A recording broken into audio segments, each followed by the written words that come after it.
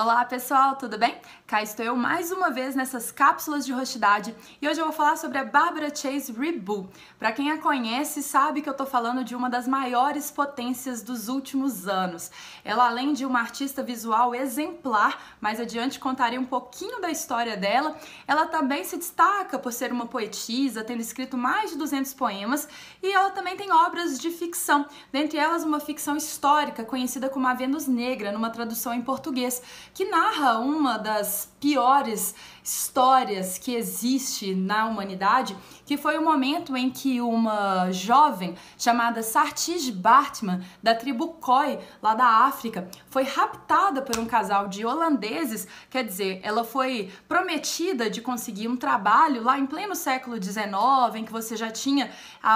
o fim do tráfico negreiro, mas a gente ainda não tinha o fim da escravidão, e ela passa a ser obrigada a ter o seu corpo utilizado como uma espécie de mostruário em circos, em zoológicos, como se a pele dela e as formas físicas fossem tomadas como um objeto de desejo para o olho do colonizador. E dessa história a gente tem algumas representações artísticas que cumpriram o objetivo de objetificar o corpo da mulher, sobretudo da mulher negra, colocando-a num certo lugar de deformação, porque a representação da Saartjie era feita com nádegas muito grandes. E aí eu nem preciso falar que essa história horrenda acaba com uma morte precoce e também com uma série de críticas ao longo da história, justamente porque ela ajudou a codificar a simbologia do corpo da mulher negra ao longo da história, né? Não por acaso, mesmo no Brasil, até hoje, a gente tem esse mesmo corpo erotizado e tido como exótico por causa dessas manifestações. E a artista em questão, né, a Barbara Chase Rebu, ela é uma artista maravilhosa. Ela nasceu em 1939 e ela, muito jovem, ela estudou numa escola de formação para mulheres e ela rapidamente se destacou no desenho e foi estudar artes. E nessa de estudar artes, ela acabou ganhando uma bolsa para a Europa e lá, estudando, ela mais uma vez se destacou e começou a dar uma espécie de rolê ali pelo mundo. E ela passou por vários países, mas quando ela chega no continente africano, lá no Egito, ela percebe que tudo aquilo que ela havia sido apresentada como a estética ocidental, ela poderia ser completamente transposta a partir de outras formas de manifestações artísticas. E é ali que ela começa uma espécie de conceito que vai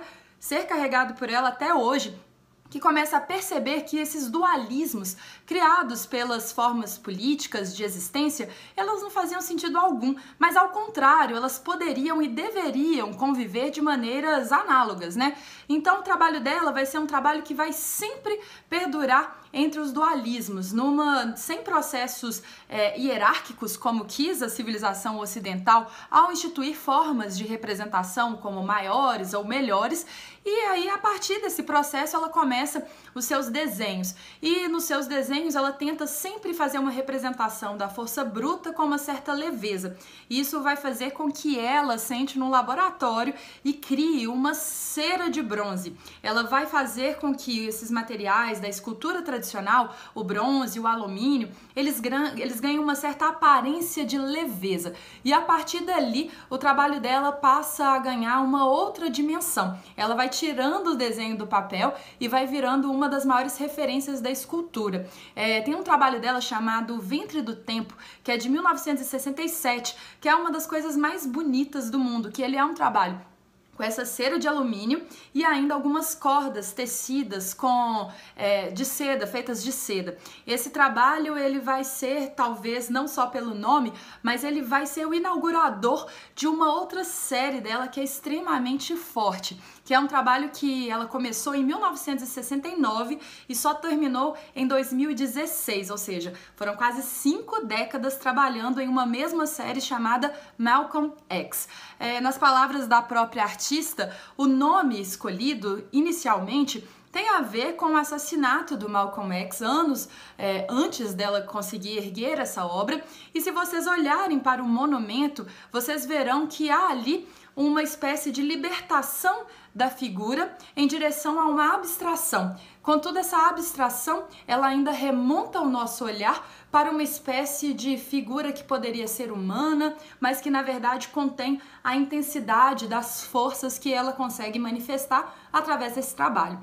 Ela também diz uma das palavras mais bonitas que eu acho, uma das frases mais bonitas que eu acho, é que quando ela quis trazer à tona essa figura sem representação, o que ela queria era mostrar uma espécie de espírito dos objetos, em que eles poderiam se pendurar de pé sem que qualquer tipo de força gravitacional ou de tempo cronológico pudesse ser ali expressos, uma vez que todas essas manifestações materiais ganharam ao longo da história uma série de simbologias e segmentações políticas que nos fizeram hierarquizar as relações. E aí ela vai dizer também uma outra frase que eu acho que é de uma potência fora do comum. Ela vai dizer que o trabalho dela, ao reportar a gente para a figuração em detrimento da figura, quer dizer, né, quando ela coloca a figura nesse movimento do intensivo, a gente olha para a obra, mas a obra olha para a gente também. Me lembra um pouco um trabalho de um crítico de arte chamado Didier Berman, que tem um livro chamado